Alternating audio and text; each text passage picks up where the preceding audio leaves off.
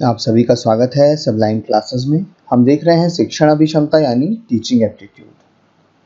आज हम शिक्षक सहायक प्रणाली देखेंगे और teaching support system, traditional, modern and ICT based यानी कि आधुनिक और परंपरागत और आईसीटी पर आधारित।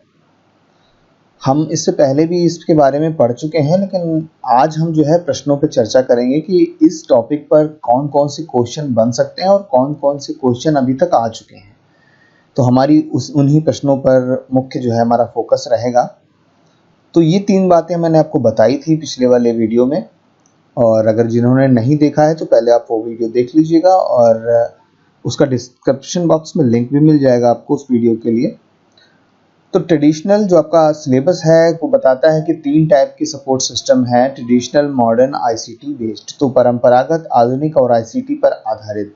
सबसे बड़ी समस्या यही आती है कि ये छोटा सा टॉपिक, इसमें कहाँ से क्वेश्चन आ सकते हैं। तो मैं आपको बता दूं कि ये टॉपिक छोटा नहीं है, काफ़ी बड़ा टॉपिक है। परंपरागत जो हमारा जो शिक्षण विधियां हैं उसमें वो सारी शिक्षण विधियां आ जाती हैं जो आज से इतिहास से जो भी शुरुआत हुई थी जब हमारे शिक्षण की, तो किस किस प्रकार से शिक्षण कार्य होता था और आज भी कहीं ना कहीं उसका स्वरूप बाकी है और उस प्रकार से काम चल रहा है।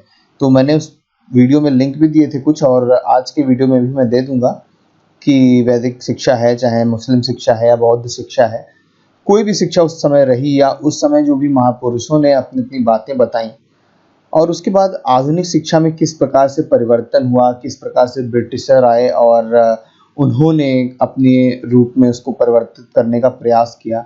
तो इससे संबंधित जो भी आयोग बने उसकी भी आपको एक बार नज़र डालनी पड़ेगी, उन आयोगों पर, समितियों पर, और किन किन समय पे, जैसे मान लीजिए मैकाले का विवरण पत्र है, ये आपको पढ़ना पड़ेगा आधुनिक शिक्षण प्रणाली में।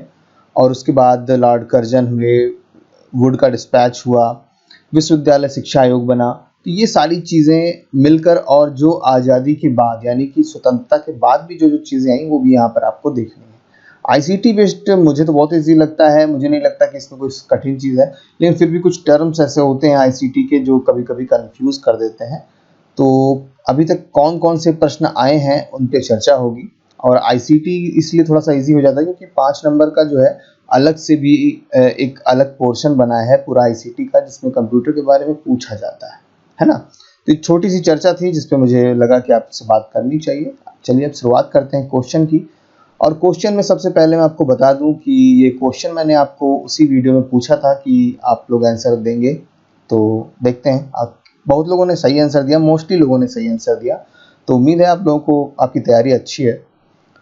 राष्ट्रीय पाठ्यचर्या फ्रेमवर्क का निर्माण यानी कि who is created the national curriculum framework. आपको पता है कि नेशनल करिकुलम फ्रेमवर्क, इसके बारे में आपने बहुत पढ़ा होगा। अगर आप सीटेट वगैरह पढ़े तो आपने अच्छी खासी तैयारी की होगी एनसीएफ 2005 की। ऐसा नहीं है कि एनसीएफ सिर्फ 2005 में बना, इससे पहले भी बना था। और लेकिन जो सबसे फेमस हुआ, जो सबसे अच्छा व्यवस्थित पत्र माना गया, ये वो एनसीएफ 2005 ही था। और इसमें ये किसके द्वारा बनाया गया, ये सबसे इम्पोर्टेंट क्वेश्चन आया था यूजीसी में। तो मैं आपको बता दूं, उसका सही आंसर है बी, एनसीईआरटी। और एनसीईआरटी के बारे में आपको काफ़ी कुछ पता होगा, इसलिए हम आगे चलते हैं। शैक्षिक नियोजकों और प्रशासकों को प्रशिक्षण देने वाली भारत में सर्वोच्च संस्था कौन सी है? Which among the following in the Apex Institute in India is working in area of training educational planners and administrator? तो इन 4 में आपका ऑप्शन कौन सा सही होता है? ये कुछ क्वेश्चंस ऐसे होते हैं कि पता है तो पता है और नहीं पता है तो फिर नहीं पता है। इसमें आपको दिमाग लगाना है या ये कोई पेडागोजी है, ऐसा नहीं है। यहाँ आपको पता होना चाहिए कि कौन सी सर्वोच्च संस्था इसमें से हो सकती है। तो मैं आपको सीधे आंसर पे ले चलता हूँ। आंसर इसका है सी, NIEPR। इसका फुल फॉर्म है national institute of education plan and administration. अगर इसको हिंदी में आप जानना चाहते हैं तो राष्ट्रीय शैक्षिक योजना एवं प्रशासन संस्थान, NIEPA। माफ़ कीजिएगा, ये ए है, ये आर नहीं है। हाँ ठीक है, फिर से बता देता हूँ फुल फॉर्म इसका आपको, national institution of education plan and administration. ठीक है, इसको अलग से भी लिख देते हैं, NIEPA। ओके, हिंदी में सही लिखा था। इस प्रकार से आपको ये पता होना चाहिए कि ये क्या है, तो मैं आपको उसको बता दूं। राष्ट्रीय स्तर पर जो स्वायत्त शासी निकाय होते हैं, संस्था जो है ऐसी है कि ये स्वायत्त शासी मानी जाती है और इसका जो मुख्यालय है वो दिल्ली में है। और राष्ट्रीय शैक्षिक योजना एवं प्रशासन संस्था के पूर्व का नाम जो है वो राष्ट्रीय शैक्षिक योजना एवं प्रशासन विश्वविद्यालय, यानी कि इसको NUEPA कहते थे पहले, इसका नाम बदल दिया गया है, NUEPA कहा जाता था इसको, लेकिन अब इसको NIEPA कहा जाता है। ये 1979 में चेंज हुआ था इसका नाम। अगला प्रश्न है, निम्नांकित में से किस शिक्षण विधि में शिक्षार्थी की भागीदारी को इष्टतम तथा पहलकारी बनाया जाता है? In which teaching method of the learner participation is method of the optimal and proactive? देखिए यहाँ पूछ रहा है कि शिक्षार्थी की भागीदारी सबसे ज्यादा होनी चाहिए, ऐसी शिक्षण विधि कौन सी है? मतलब करके सीखने वाला मॉड्यूल पूछ रहा है, चाइल्ड बेस्ड टीचिंग पूछ रहा है कि किस प्रकार एक लर्नर सबसे अच्छी अपनी गतिविधि वहां दिखा सकता है। परिचर्चा विधि, युग्मित वार्ता सत्र विधि, विचार सत्र विधि और परियोजना विधि। आपको परियोजना विधि अगर आपने पढ़ी है, जिसको हम प्रोजेक्ट मेथड या योजना विधि भी कहते हैं, जिसके प्रवर्तक किलपैट्रिक थे, तो आपको पता होना चाहिए कि सबसे ज़्यादा जो शिक्षार्थी की भागीदारी है वो परियोजना विधि में ही होती है। कभी भी आपसे पूछा जाए कि सबसे ज़्यादा एक्टिव कहाँ दिखता है, किस काम में सबसे ज़्यादा एक्टिव हो सकता है एक शिक्षार्थी, तो वो हो सकता है सिर्फ परियोजना विधि में। अगर परियोजना विधि नहीं लिखा है तो क्या होगा? परिचर्चा विधि। यहाँ पर क्यों? क्योंकि परिचर्चा विधि सेकंड नंबर पर अपना एक स्थान रखती है कि किस तरीके से हम अपने समस्या का समाधान कर रहे हैं। कई प्रकार की समस्याएं आपके सामने आएंगी जब आप चर्चा करेंगे, और कई प्रकार के समाधान भी आपको मिलेंगे। तो इसलिए जो इष्टतम है, जो सबसे नंबर 1 पर है, तो वो हो जाएगी परियोजना विधि और आपका आंसर सही हो जाएगा डी। कक्षा शिक्षण में ICT का प्रयोग का प्रयोजन क्या है? तो what is the main purpose of the using ICT in classroom in teaching? देखिए अब वही बात आ जाती है कि हर ऑप्शन आपको सही लगेगा और उस ऑप्शन में आपको बेस्ट ढूंढना होता है। कक्षा अनुदेशन को रुचिकर बनाना, मेक क्लास इंस्ट्रक्शन इंटरेस्टिंग। कक्षा में विद्यार्थियों के ध्यान को भटकाना, distract the attention of the student in classroom. कक्षा में विद्यार्थियों को व्यस्त रखना, keeping students busy in class. या शिक्षण के अधिगम परिणामों को इष्टतम करना, ऑप्टिमाइजिंग लर्निंग आउटकम। ये चीज तो पूरी तरीके से गलत नजर आ रही है कि भाई ध्यान भटकाने का काम तो ICT नहीं करेगी। वैसे बताऊं, अगर ओरिजिनल में बताऊं, लिखित वाली बात नहीं है, तो सबसे ज़्यादा काम ICT कर रहा है इसमें ध्यान भटकाने का, लेकिन फिलहाल यहाँ पर हम इसको काट देंगे। कक्षा में विद्यार्थियों को व्यस्त रखना, जी हाँ ये भी सही है। रुचिकर बनाना, जी हाँ ये भी सही है। और इष्टतम करना, ये भी सही है। लेकिन किसी चीज को रुचिकर बनाना या किसी चीज को व्यस्त रखना किसी अधिगम का आधार मुख्य रूप से नहीं हो सकता है। अधिगम परिणाम को ऊपर तक ले जाना, मतलब अधिगम कितने अच्छे से और कितने बेस्ट तरीके से आप सीख रहे हैं, और जो चीज सीख रहे हैं वो आपके दिमाग में रुक रही है कि नहीं रुक रही है। आपने सीखा, कल भूल गए। तो जब आप ICT का प्रयोग करोगे, टेक्निकल चीजों का यूज करोगे, तो कहीं ना कहीं वो बात आपके दिमाग में काफी समय तक रुकेगी और वो चीज बेस्ट होगी आपके दिमाग में। इसलिए डी यहाँ पर सही हो जाता है इस प्रश्न में।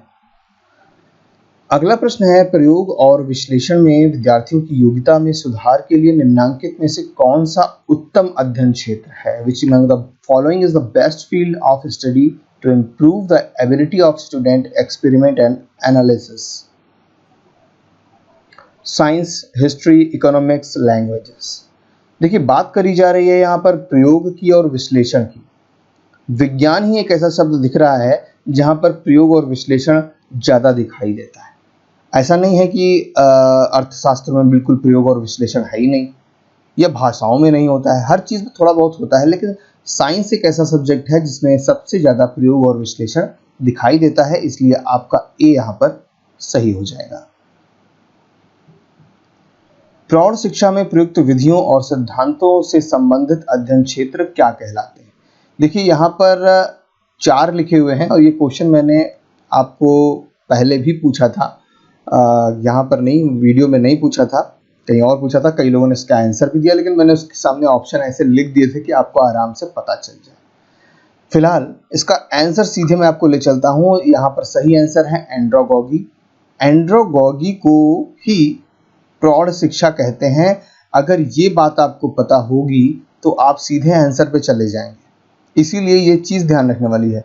पेडागॉगी क्या होता है? जहाँ पर शिक्षा संबंधी जो समस्याएं हैं उनको दूर किया जाता है ना। इसी तरीके से एंथ्रोपोलॉजी क्या है? एंथ्रोपोलॉजी एक ह्यूमन बिहेवियर को जो है उसको चेक किया जाता है, या उसका हम कहेंगे कि उसके बारे में जाना जाता है। एंथ्रोपोलॉजी में जैसे मान लीजिए पुराना जो सामाजिक कार्य चल रहा था, या हमारे समाज में क्या चल रहा है, उसको पुराने से सामाजिक कार्यों से जोड़ना है, दूसरे सामाजिक कार्यों से जोड़ना है। तो जो सामाजिकता है जो लोगों के बीच में फैली हुई है, वो किस तरीके से लोग मिलजुल रहे हैं, किस तरीके से लोगों का बिहेवियर क्या कहता है, इसका जो है पूरा अध्ययन किया जाता है एंथ्रोपोलॉजी में। ठीक है, क्योंकि सोशल, आप इसको सोशल बिहेवियर के नाम से जान सकते हैं। तो सोशल बिहेवियर, और ऐसे ही जेरेंटोलॉजी जो है, यहाँ पर हम क्या करते हैं, जेरेंटोलॉजी में साइकोलॉजिकली जो हमारा बिहेवियर है वो चेक किया जाता है कि हम किसी से मिल रहे हैं तो किस प्रकार से सामने वाला एक बिहेव करेगा। तो यहाँ पर साइकोलॉजिकली और एंथ्रोपोलॉजी में सोशली बिहेवियर चेक किया जाता है। निम्नलिखित में से कौन सा विकल्प रविन्द्रनाथ टैगोर के शैक्षिक दर्शन के 4 मौलिक सिद्धांतों पर का सही सेट है? देखिए क्वेश्चन आ चुका है, और मैंने आपसे कहा था कि जैसे परंपरागत शिक्षण में रविन्द्रनाथ टैगोर हैं, विवेकानंद हैं, महात्मा गांधी, इनको भी आपको पढ़ना पड़ेगा ताकि आप इनके बारे में जान सकें कि आखिर ये इनके विचार किस तरीके के थे। अब अगर आप यहाँ पर 4 ऑप्शन देखें तो कहीं ना कहीं आप अगर थोड़ा सा भी रविन्द्रनाथ टैगोर के बारे में जानते हैं तो आप आसानी से इसका आंसर दे सकते हैं। चलिए, मैंने थोड़ा बहुत पढ़ा है तो मैं उसी हिसाब से आपको आंसर बताता हूँ। तो सबसे पहले लिखा है ए। ए में कहते हैं कि मानवतावाद, व्यवसायीकरण, शहरीकरण या हिंदूवाद। इसमें शहरीकरण आपको हटाना पड़ेगा क्योंकि शहरीकरण के वो बिल्कुल पक्ष में नहीं थे, इसलिए हम यहाँ से इसको काट देते हैं और ये पूरा कट जाएगा। फिर 4 ऑप्शन मिलते हैं आपको, प्रकृतिवाद, मानवतावाद, अंतरराष्ट्रीयतावाद या आदर्शवाद। ये कहीं ना कहीं सही लग रहा है, लेकिन हमें आगे वाले भी देखने हैं, पहले उनको हम चेक कर लेते हैं। ग्लोबलाइजेशन, लोकलाइजेशन, ट्रांसफॉर्मेशन और कैपिटलिज्म। वैश्वीकरण, स्थानीयकरण, परिवर्तन या पूंजीवाद। पूंजीवाद के ये बिल्कुल पक्ष में नहीं थे, इसलिए ये भी कट जाएगा और ये पूरा कट जाएगा। ऐसे ही सोशलिज्म, स्पिरिचुअलिज्म, टूरिज्म या कॉमर्शियलिज्म। तो ये यहाँ पर पर्यटन वाला कोई इनका जो है कॉन्सेप्ट नहीं मुझे दिखाई दे रहा था रविन्द्रनाथ टैगोर में, और व्यावसायिकता, अध्यात्मवाद और समाजवाद तो थोड़ा बहुत दिखाई दे रही थी। तो कहीं ना कहीं अब इसको भी हमें काटना होगा।